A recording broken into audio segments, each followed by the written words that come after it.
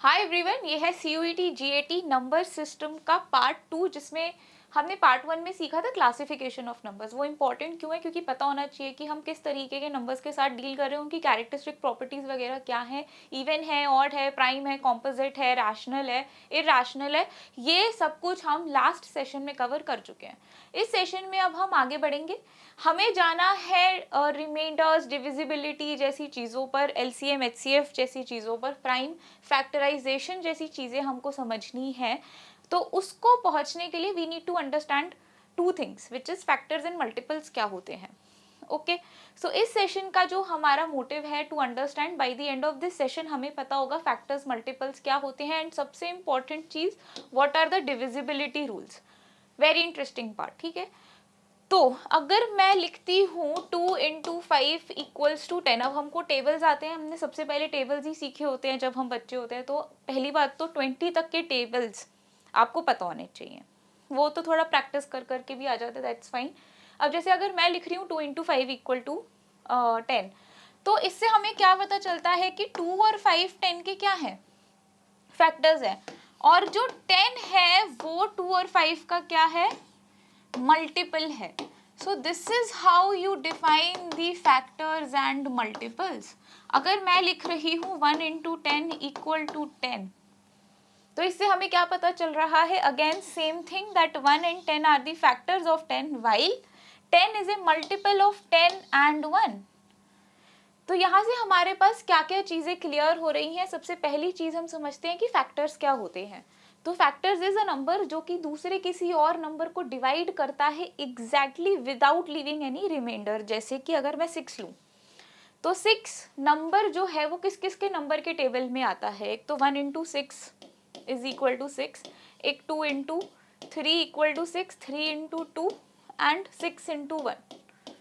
तो ये जो नंबर्स हो जाते हैं ये सब फैक्टर्स हैं आपके 6 के। ओके, सिमिलरली अगर हम 8 लें, तो 1 into 8 equals to 8, 2 into 4, 4 into 2 and 8 into 1।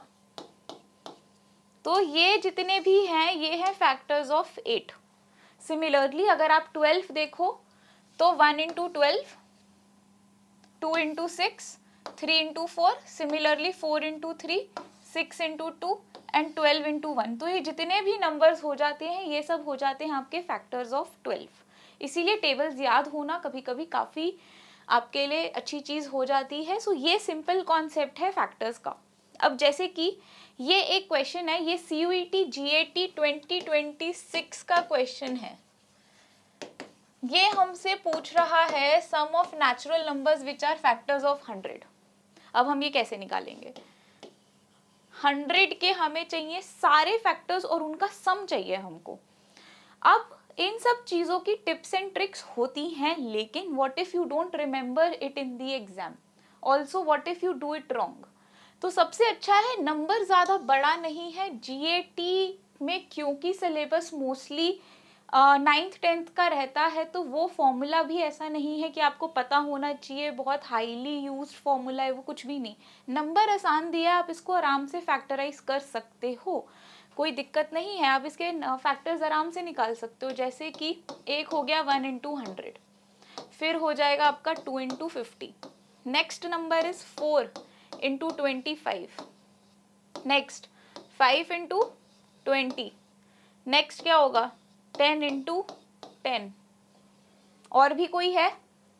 10 के ऊपर भी क्या हम जा सकते हैं? Is there any other factor that is left? तो कितने फैक्टर्स हो गए हमारे पास? 1 100, 2 50, 4 एंड 25, 5 एंड 20 एंड 10। ये 9 फैक्टर्स हैं 100 के। अब हमें क्या निकालना है? इसका सम निकालना है। So how will we do it?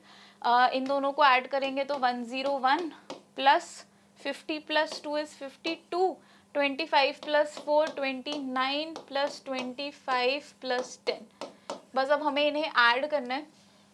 So this is equal to 35, this is equal to 153 and 29। So what is this equal to? 150, 170, 200. okay, and this is 3, this is 9, and this is 5, which is equal to 8 plus 9, which is 17. So 217 is your correct answer, option 2. ये आपका CUET GAT का 2026 का question है. तो इससे हमें पता चल रहा है कि पहली बात, अगर ऐसा कुछ भी आता है sum of the natural numbers, तो डरना इसीलिए नहीं है क्योंकि 100 is not a tough number. अगर आपको पता है कि एक नंबर के फैक्टर्स क्या होते हैं तो you can easily do it. एक नंबर का natural numbers, sum of all natural numbers लिखा है यहाँ पे, तो एक नंबर का सबसे छोटा नेचुरल नंबर फैक्टर 1 होता है, हाईएस्ट वो खुद होता है. ओके, अब दूसरी चीज जो फैक्टर्स के बाद हमको समझनी है वो है मल्टीपल्स.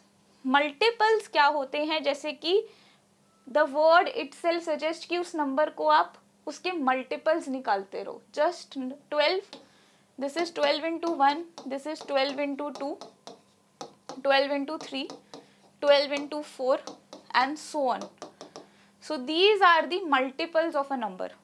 Similarly 6 है तो क्या क्या हो जाएंगे, 6, 12, 18, 24, 30, 36, ये सब क्या है, ये 6 के मल्टीपल्स हैं. A number is generated by repeated multiplication of a number is called multiples. Very easy. एक तरीके से हम यहाँ पे क्या कर रहे हैं, 6 का टेबल देख रहे हैं.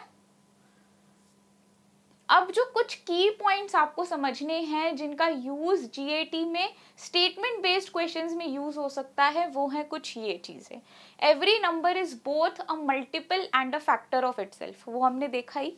मान लो कि एक नंबर 12 है, तो 12 जो है वो इसका फैक्टर भी होता है. सबसे largest factor of 12 is 12 only. And 12 जो होता है वो 12 का मल्टीपल भी होता है. इवेंचुअली सबसे smallest natural number multiple of 12 is 12. Okay, 1 is a factor of every number, we know that.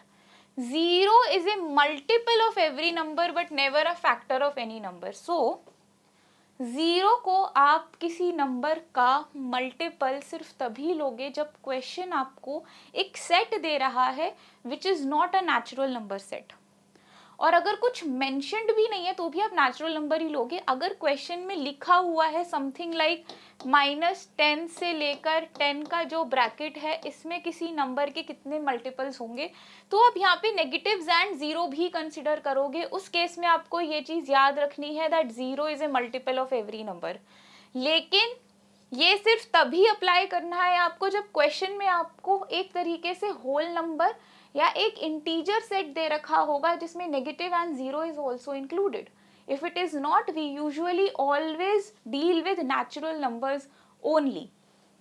Okay, the smallest multiple of a number other than 0 is the number itself. Like I said you, like I told you कि अगर कोई question में आपको नहीं mentioned है कि हम कौन से सेट के साथ डील कर रहे हैं, इंटीजर्स के साथ डील कर रहे हैं, नेचुरल नंबर्स के साथ, होल नंबर्स के साथ, किसके साथ डील कर रहे हैं, तो आप यूजुअली नेचुरल नंबर्स ही लेते हो. लेकिन जनरली क्वेश्चन में मेंशन्ड होगा other than 0 is the number itself. अगर आपको कुछ गिवन नहीं है तो smallest multiple of a number is the number itself. ये दो चीजें इस वाले पॉइंट में और इसमें ये चीज ध्यान रखना, डोंट गेट कंफ्यूज्ड. अब है जैसे कि हमने फैक्टर्स एंड मल्टीपल्स देख लिया. अब फैक्टर्स एंड मल्टीपल्स के आगे ना हमने क्यों इन दोनों के कॉन्सेप्ट क्लियर करे. Even though I know a lot of you already know कि फैक्टर्स एंड मल्टीपल्स क्या होते हैं. हमें करना है प्राइम फैक्टराइजेशन. अल्टीमेट गोल जो है हमारा वो है प्राइम फैक्टराइजेशन. और प्राइम फैक्टराइजेशन भी हमको क्यों करना है, सबसे पहले हम प्राइम फैक्टराइजेशन करेंगे, उसके बाद हम करेंगे HCF LCM. सो हमें ये कॉन्सेप्ट सीखने हैं. ओके, हमें सीखना है HCF एंड LCM. इन दोनों को सीखने के लिए हमें प्राइम फैक्टराइजेशन आनी पड़ेगी. प्राइम फैक्टराइजेशन क्या होता है कि जब हम किसी एक नंबर को उसके प्राइम फैक्टर्स की पावर्स में लिखते हैं. जैसे कि एक एग्जांपल ले लेते हैं हम, जैसे कि अभी एक 100 था हमारे पास. 100 is equal to 10 into 10. So we can write it as 2 square into 5 square. We can write 100 as 2 square into 5 square. जहाँ पे 2 is a prime number, 5 is a prime number. Okay तो मैंने 100 को कैसे लिखा है, उसके प्राइम फैक्टर्स की पावर्स में.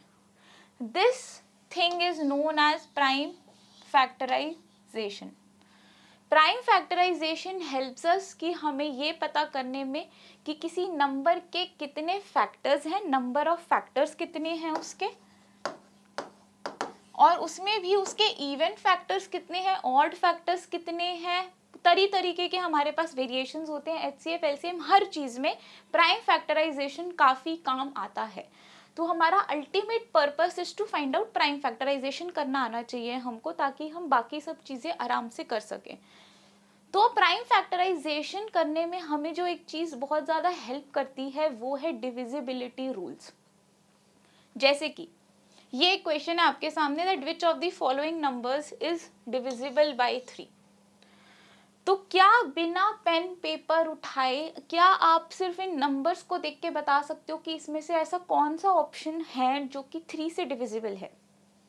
तो इसकी ट्रिक ये होती है कि आप एक नंबर लेते हो और उसके डिजिट्स को ऐड करते हो. जैसे कि फर्स्ट ऑप्शन है 1 + 2 + 3 + 4 + 4. व्हाट इज, ये क्या वैल्यू आएगी? This is 6, 10, 14. This is equal to 14. क्या 14 3 का मल्टीपल है? नहीं है. तो मैं ये कह रही हूं क्योंकि डिजिट सम जो है, इसको डिजिट सम कहते हैं, क्योंकि जो डिजिट सम है इस नंबर का वो 3 का मल्टीपल नहीं है, इसीलिए ये नंबर भी 3 का मल्टीपल नहीं है. And this is the divisibility rule of 3. Similarly, let's do it with the next option. 2 + 4 + 6 + 8 + 0. क्या होगा? ये 20 के इक्वल आएगा. क्या 23 का मल्टीपल है? नहीं है. तो ये नंबर भी 3 से डिविजिबल नहीं होगा. नेक्स्ट करो. 3 + 6 + 9 + 1 + 2. This is equal to 9 + 9 18, 20 21. क्या 21 3 का मल्टीपल है? Of course, which is 3 × 7. तो ये 3 का मल्टीपल है, तो ये नंबर आपका 3 से डिविजिबल होगा. So the divisibility rule of 3 states कि अगर किसी नंबर के डिजिट्स का भी जो सम है वो 3 का मल्टीपल है, तो नंबर जो है पूरा वो 3 का मल्टीपल होगा. लास्ट क्या है अब आपके पास? 9 + 8 + 7 + 6 + 5. This is 17, 24, 30, 35. 35 is not a multiple of 3, so cancel. So this is a divisibility rule of 3. हम मान लो हमें अगर इस नंबर का प्राइम फैक्टराइजेशन ही निकालना हो, अब it's a very big number, हमें कैसे स्टार्ट करेंगे? हमें एक स्टार्टिंग पॉइंट मिल गया. अब आई नो कि 36912 के डिजिट्स को देख के I know it's divisible by 3. So I know one of its factor. I can make this number smaller by dividing it by 3 and get another number. And further हम सोचेंगे उस छोटे number के साथ किसके और कौन से फैक्टर्स हो सकते हैं. So this is how divisibility rule helps us to prime factorization. Next, which of the following numbers is a multiple of 9? हमने 3 का देखा भी divisibility rule. So 9 का divisibility rule क्या है?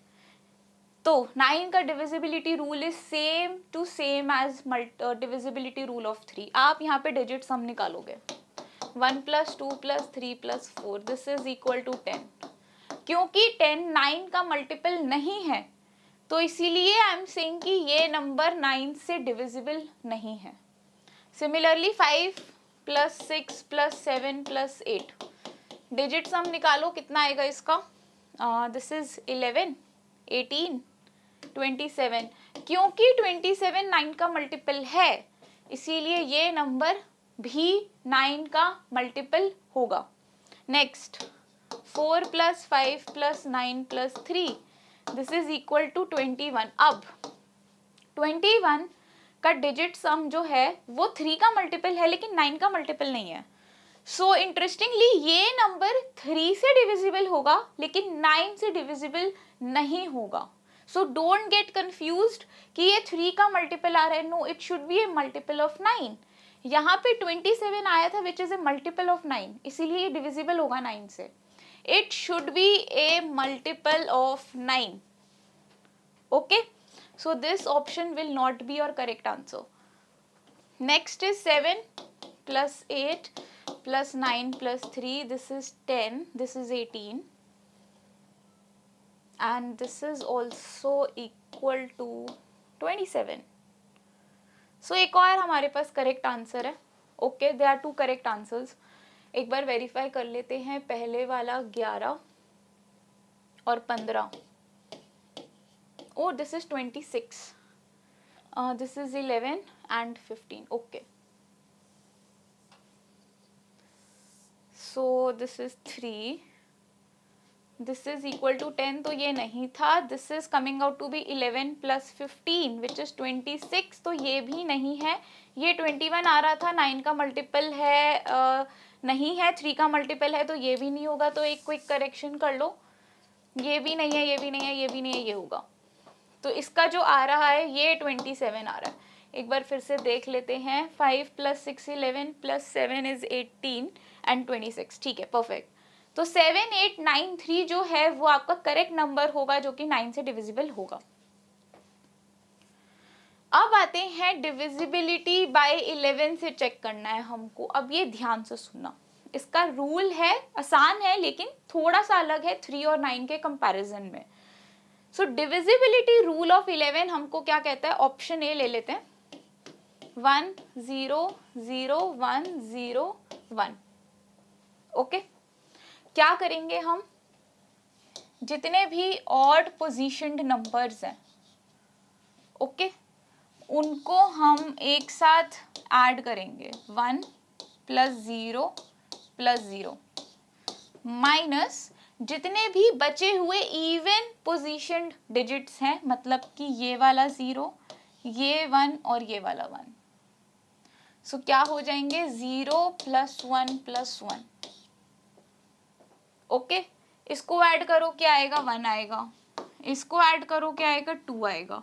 इसका हम लेंगे एब्सोल्यूट डिफरेंस, मतलब कि जो भी वैल्यू अंदर आएगी उसको पॉजिटिव कर दो.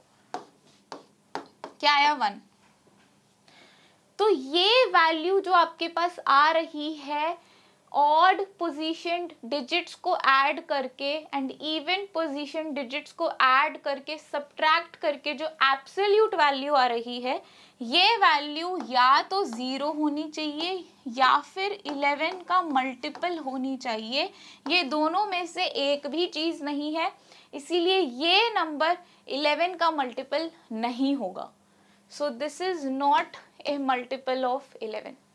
Now we'll do this with every other number. For example, एक और करते हैं हम. B option is 1 1 0 0 1 0. इसमें odd position numbers are this. कितना सम है. 2. Even position digits are this. -1 1. Again 1 आ रहा है. अब option C के साथ करो. It is 1 0 1 0 1 0. Odd position digits है हमारा. सम कितना आ रहा है. 3. इवन पोजीशन सब 0 है तो ये भी नहीं होगा. अब डी चेक करते हैं. 1 0 0 1 0 0. So odd position is 1. Even position 1 0 0 1 0 0. So odd position is this. Even positioned is this. It's 1 minus 1 which is equal to 0. So last वाला जो नंबर है, क्योंकि वो हमें 0 दे रहा है odd position and even position digits के सम का, so therefore last digit जो है वो हमारा 11 का मल्टीपल होगा. So ये थे हमारे पास डिविजिबिलिटी रूल्स जो हमने अभी देखे 3, 9 and 11 के. तो अब क्विकली समझते हैं डिविजिबिलिटी रूल ऑफ सबसे पहले 2 का.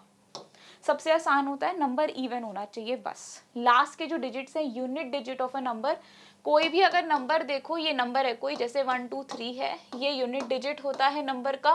ये 10th डिजिट होता है, ये 100th डिजिट होता है. तो हम जब डिविजिबिलिटी चेक करते हैं, हम 2 की डिविजिबिलिटी में सिर्फ ये चेक करते हैं कि जो यूनिट डिजिट है वो 0 2 4 6 8 होना चाहिए, मतलब कि इवन नंबर होना चाहिए। जैसे कि 1 2 3 अगर एक नंबर है तो ये 2 से डिविजिबल नहीं होगा क्योंकि यहाँ पर एक ऑड नंबर है यूनिट डिजिट पर। सो ठीक है, 3 का हमने देख लिया, sum of digits is divisible by 3, it's done. 4 का ये होता है कि अगर मैं लिख रही हूँ 242 एक नंबर लिखा मैंने 240, एक नंबर लिखा मैंने 202 और एक नंबर लिखा 208। अब ये बताओ इनमें से कौन कौन से नंबर्स 4 से डिविजिबल है, ये कैसे पता करेंगे? हमें देखने हैं लास्ट के 2 डिजिट्स। हर नंबर के लास्ट के 2 डिजिट्स देखो, क्या 2 जो है वो 4 का मल्टीपल है? नहीं है। क्या 8 4 का मल्टीपल है? है।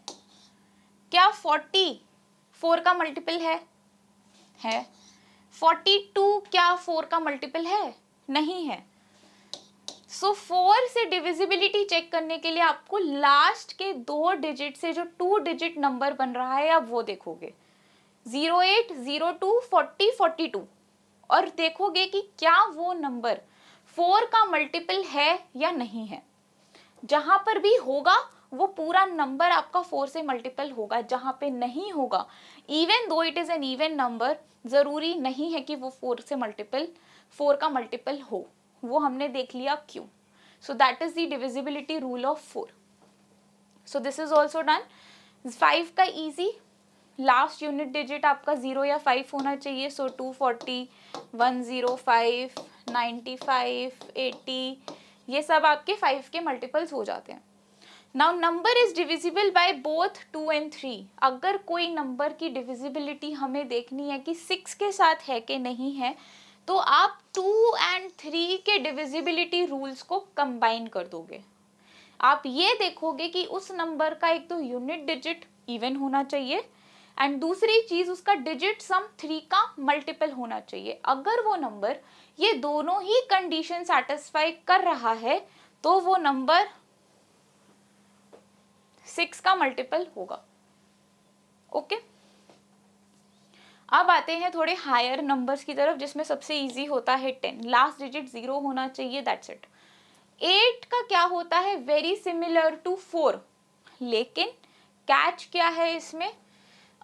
इसमें कैच लेके देखते हैं। 1048 1042 1 1 16 8 1 2 2 0। Is that fine? No. So this is 8 and 6. This will be okay. Okay. हमारे पास ये 4 नंबर्स हैं, आपको ये बताना है कि इसमें से कौन कौन से 8 के मल्टीपल होंगे, कौन कौन से 8 के मल्टीपल नहीं होंगे। तो हमने 4 के टाइम पे ये चेक किया था लास्ट के 2 डिजिट्स। 8 के टाइम पे आप लास्ट के 3 डिजिट्स लोगे। हर किसी नंबर के लास्ट के 3 डिजिट से जो 3 डिजिट नंबर बन रहा है आप उसको देखोगे। अब 048 जो है मतलब 48, क्या वो 8 का मल्टीपल है? ऑफ कोर्स है। 48 8 के टेबल में आता है, 8 into 6। So this will be a multiple of 8। 1042 में लास्ट 3 डिजिट्स आर 042 42, क्या 8 के टेबल में आता है? नहीं आता। 168 क्या 168 3 डिजिट नंबर जो है वो 8 का मल्टीपल है? 21, यस, 21 into 8। सिमिलरली 1224 में लास्ट 3 डिजिट्स जो है 224, क्या वो 8 के मल्टीपल्स हैं? तो एक यहाँ पर ये नंबर था आपका जो लास्ट के 3 डिजिट्स नहीं बन रहे 8 के मल्टीपल, जहां जहां पे भी बनेंगे वो नंबर्स आपके 8 के मल्टीपल्स होंगे। तो आपका चाहे कितना भी बड़ा नंबर हो, कुछ भी हो नंबर, अगर उसके लास्ट के 3 डिजिट से जो 3 डिजिट नंबर बन रहा है अगर वो 8 का मल्टीपल है तो आपका पूरा नंबर 8 का मल्टीपल होगा। That is the divisibility rule of 8। Last 3 digits form a number divisible by 8। 9 का हमने देखा सम ऑफ डिजिट्स होने चाहिए divisible by 8 and alternating digit sum difference is 0 और मल्टीपल ऑफ 11। ओके, अब हम आते हैं हमने एक चीज देखी थी अभी कि कोई नंबर 6 से तब डिविजिबल होगा जब वो 2 और 3 दोनों से डिविजिबल होगा। तो ये चीज हर चीज के ऊपर है, हर कंपाउंड मल्टीप्लिकेशन के ऊपर है। सो बेसिकली अगर मैं बोलूँ कोई नंबर 14 में तो 7 आ जाएगा। ओके 15 ले लो। अगर कोई नंबर हमें ये चेक करना है कि 15 का मल्टीपल है कि नहीं है, तो हमें ये देखना है कि वो 3 और 5 दोनों का होना चाहिए। Okay, so you will check this. अगर कोई नंबर मैं बोलूँ कि 44 का मल्टीपल है कि नहीं है, तो आपको ये देखना है कि वो 4 का भी मल्टीपल होना चाहिए और 11 का भी मल्टीपल होना चाहिए। ओके, सिमिलरली अगर आपको ये देखना हो कोई नंबर 72 का मल्टीपल है कि नहीं, तो वो 8 का मल्टीपल भी होना चाहिए और 9 का भी मल्टीपल होना चाहिए। So you will have to check all this. Basically composite divisors, इन सब पे ये चीज चलनी चाहिए। अब जैसे कि ये इक्वेशन है, विच of the following numbers is divisible by 6। Okay, तो 6 से मतलब है कि वो नंबर 2 का भी मल्टीपल होना चाहिए और 3 का भी मल्टीपल होना चाहिए। अब एक ऑप्शन दिख रहा है यहाँ पे हमको जिसमें यूनिट डिजिट इज 5। अब ये कौन सा डिविजिबिलिटी रूल वायलेट कर रहा है? 2 का चेक करना सबसे पहले सबसे इजी है, क्योंकि यूनिट डिजिट चेक करना है कि इवन है कि नहीं है। ऑप्शन सी में unit digit is not even, तो ये डेफिनेटली 6 से नहीं डिविजिबल होगा। अब ऑप्शन ए चेक करते हैं। अब हमें हर किसी में क्या चेक करना है? 3 का डिविजिबिलिटी रूल चेक करना है, क्योंकि 2 का तो ऑलरेडी सेटिस्फाइड है, यहाँ पर भी इवन है, ये भी इवन है, ये भी इवन है। ओके, तो 4 + 5 + 3 + 6 + 8 + 2 कितना आएगा? 9 + 3 12 + 6 18 20 28। क्या 28 3 का मल्टीपल है? नहीं है। नेक्स्ट 1 + 2 + 3 + 4 + 4 + 4, ये है आपका 6 और ये है 12। ये कितना हो गया? 18। 18 क्या 3 का मल्टीपल है? ऑफ कोर्स है। तो ये 2 से भी डिविजिबल है, 3 से भी डिविजिबल है, तो ये 6 से भी डिविजिबल होगा। लास्ट ऑप्शन डी चेक करते हैं। 1 + 2 + 3 + 4 + 5 + 8, so ये 6, this is 10, this is 15। 15 + 8 is equal to 23। क्या 23 3 का मल्टीपल है? नहीं है, तो ये भी आपका कैंसिल हो जाता है। So your correct answer is option B. Which of the following is divisible by 12? So 12 के लिए क्या चेक करना है? 3 से भी डिविजिबल होना चाहिए और 4 से भी होना चाहिए। तो सबसे पहले हम 4 से चेक करते हैं कि है कि नहीं है। तो क्या 32 4 का मल्टीपल है? 4 के लिए क्या डिविजिबिलिटी रूल होता है? लास्ट के जो 2 नंबर्स हैं उससे जो 2 डिजिट नंबर बन रहा है वो 4 का मल्टीपल होना चाहिए।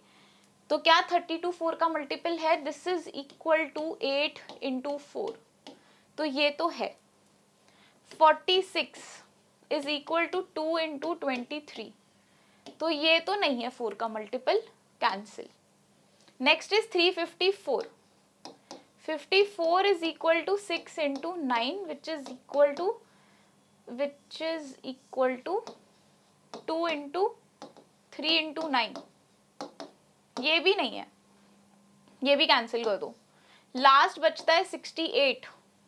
क्या 68 4 का मल्टीपल है? क्या आता है 68 4 के टेबल में? करके देख लेते हैं। सो 4 × 1, फिर क्या बचा हमारे पास? 28 6 और 7। सो ये 4 का मल्टीपल है। तो अभी हमारे पास जो 2 ऑप्शंस हमारे पॉसिबल आंसर्स हो सकते हैं वो है 232 और 468। अब हमें क्या चेक करना है? 3 का डिविजिबिलिटी रूल, कि क्या 2 + 3 + 2 which is equal to 7 is not a multiple of 3, therefore this is not your correct answer. 4 plus 6 plus 8 which is equal to 18 is a multiple of 3, therefore your correct answer is option D. Okay okay, अब ये थोड़ा है same lines पर question, इसमें कोई डरने वाली बात नहीं है. इसमें एक चीज जो अलग है, अभी तक हमें नंबर्स, हमें पता था कि हमें क्या फाइंड आउट करना है. हमारे पास नंबर भी होता था जिसके साथ डिविजिबिलिटी चेक करनी है, और ऑप्शंस में नंबर्स होते थे हमारे पास, तो हम डिविजिबिलिटी रूल्स लगाते थे एंड वी आर सॉर्टेड. इधर हमें दिया हुआ एक नंबर जिसमें एक डिजिट गायब है. हमें बोला जा रहा है कि अगर ये नंबर 4 से डिविजिबल है, हमें बोला गया है कि इट इज डिविजिबल बाय 4, तो x कौन कौन सी पॉसिबल वैल्यूज ले सकता है. अब अगर ये नंबर 4 से डिविजिबल है, इसका मतलब है कि लास्ट के 2 डिजिट से जो 2 डिजिट नंबर बन रहा है, ये 4 का मल्टीपल होगा. अब क्योंकि x जो है ये एक डिजिट है, तो ये 0 से 9 कुछ भी हो सकता है. तो ये क्या क्या लेगा वैल्यूज, 0 2 1 2 2 2 3 2 4 2 5 2 6 2 7 2 8 2 एंड 9 2. अब बताओ इनमें से कौन कौन से नंबर्स 4 की टेबल में आते हैं. ये नहीं आता, ये आता है, ये नहीं आता, ये आता है, ये नहीं आता, ये आता है, ये नहीं आता, आता है, आता है.